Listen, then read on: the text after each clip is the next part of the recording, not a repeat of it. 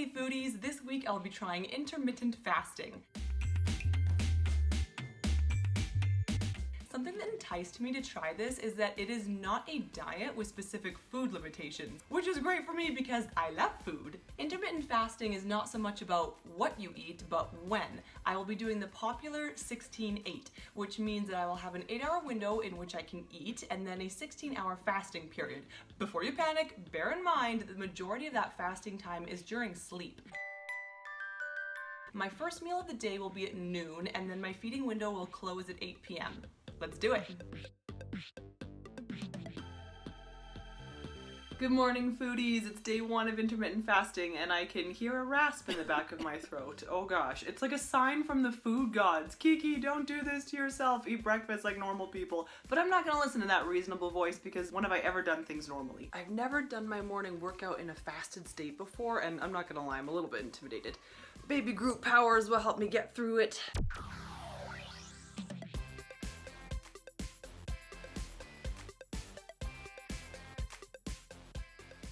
Okay, that wasn't terrible. I was expecting it to be worse. I kept well hydrated the entire time, so never at any point did I feel lightheaded, but it is just light cardio. It's not like I'm lifting heavy weights. What's more surprising though is that I actually do not have hunger pains kicking in quite yet, and it's already 11 a.m. My first meal of the day, and on a beautiful day like this, how could I resist a barbecuing? I love to barbecue, and who can resist salmon burgers?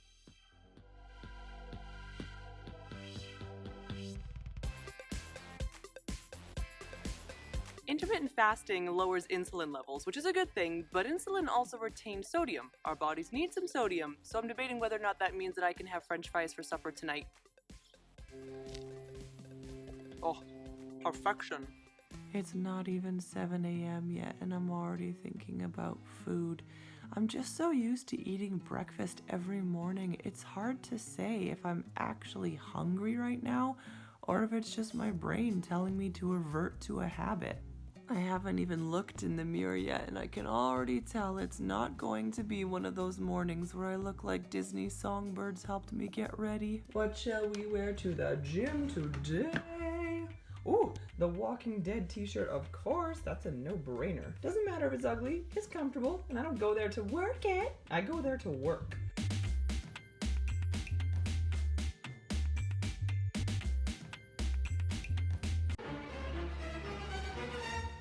I'm borderline hangry.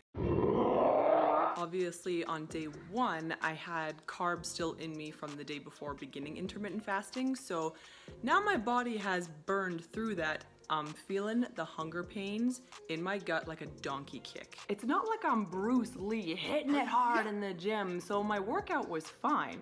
It was a good hour after the workout that I started getting a little something. It's not a full-blown headache, I know I need to eat. You know, this is only day 2 and I've already learned something.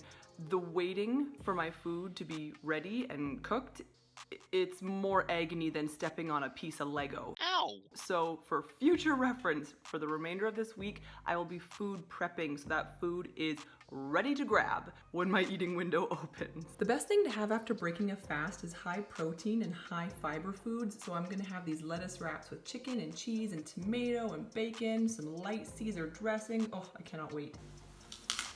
The first few bites of any meal are always the best tasting, but especially after you've already been fasting for 16 hours. People did tell me they reached a higher plane of mental clarity while on intermittent fasting, and let me tell you, this is pretty much a spiritual experience. My fear going into this was that fasting would just make me go buck wild in the kitchen and eat everything when my eating window would finally open up. So this is going to involve something that I have very little of. Self-discipline. Sorry, I had to put the camera down. Those things were messy to eat, and quite frankly, I just wanted to cram them down my throat like a savage and not let you guys witness that.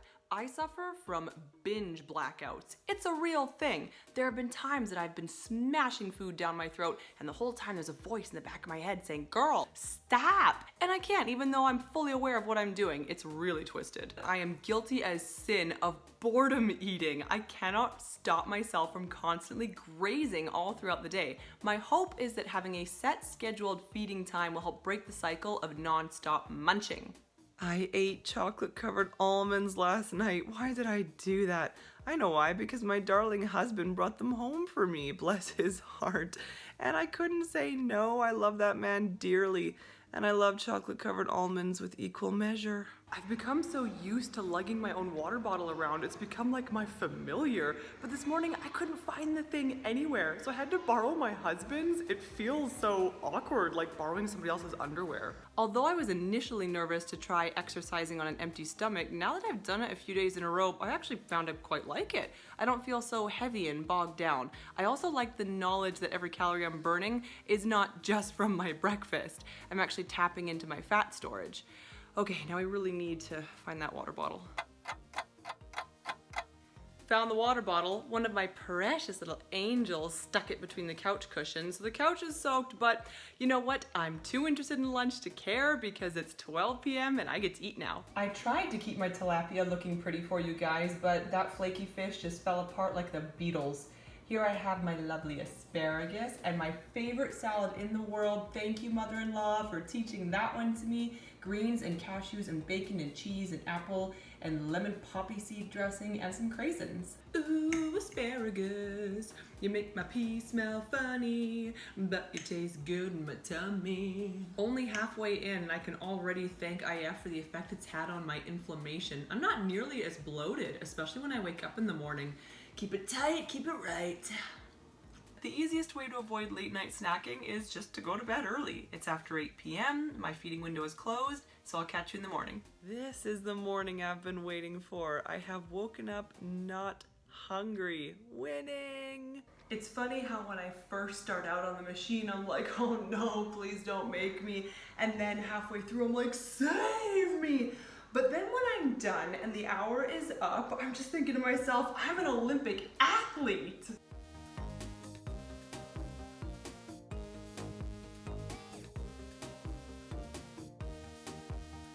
Good evening. It's past 8 p.m. My feeding window is closed and my spawn are in bed, so I thought I would update you. I think it's important to note with IF that your food choices are still crucial. You cannot gorge on potato chips the second that your feeding window opens and then still expect to see results. So exercising self-control is gonna be harder than actually exercising.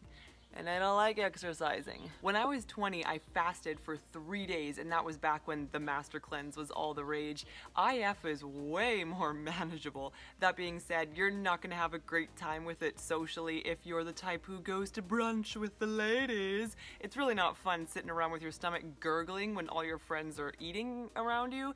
But if you're not bougie enough for brunch, then you're good. I wish I was bougie enough for brunch. I love waffles. It's kind of both a blessing and a curse that there's really no food guide to follow, because on one hand I like having the power to choose what I want to eat that day, but then on the other hand this means I've got to be the responsible one and all the pressure is on my shoulders to make the right decisions. So it's vital to have good, clean, healthy food prepped and ready to go.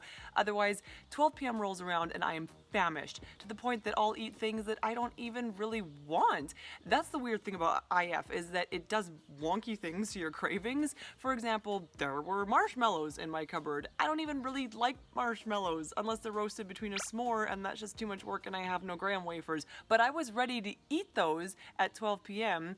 and I would have if I had not had a good healthy meal prepped instead. And now here for your enjoyment is this little snippet of me struggling to chop open a spaghetti squash. I guess after my workout my arms were weak, but just watch.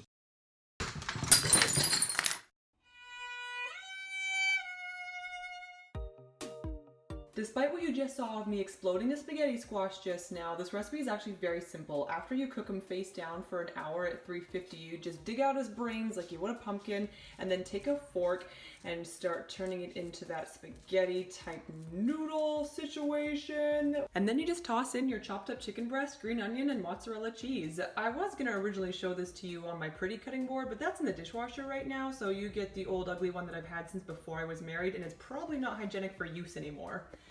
Just keeping it real. And there he is. Cute, right? This is the perfect comfort food to be having on a day like this. It's all warm and gooey. I'm very much a seasonal eater. In the wintertime, I like my cozy soups. In the summer, I like my salads and my ice cream and my popsicles. One thing I'm really appreciating about intermittent fasting is the sheer convenience of it. It actually works really well for somebody like me who has a very busy lifestyle. I'm a mom of 3 kids. I've hardly got time to shower in a day, let alone worry about what I'm going to feed myself for breakfast in the morning. I would not recommend this to somebody who has nothing to do but bum around the house all day, because if you don't have something to occupy your thoughts with, then all they will be occupied with are ones of food. Okay, scale time. I feel like the chances of me having lost weight already are a lot more slim than I am. Numbers don't mean everything. Oh my gosh, I'm 161. Yes! I am so happy to be proven wrong. But you know, this shows me that my own mental body distortion is a real thing, because I'm thinking to myself, I don't look different, I don't feel different. Then I see the proof on the scale that I have indeed shed weight. Then I take a second look in the mirror, and suddenly I'm thinking to myself, oh, looking good, sweetheart. This has only been 1 week of intermittent fasting, and I feel like it's something I could really get into. It suited my lifestyle very well, and I think that with more time, it would feel very natural for me. But I haven't got time for that because I've already got something new planned for next week. Subscribe to find out what.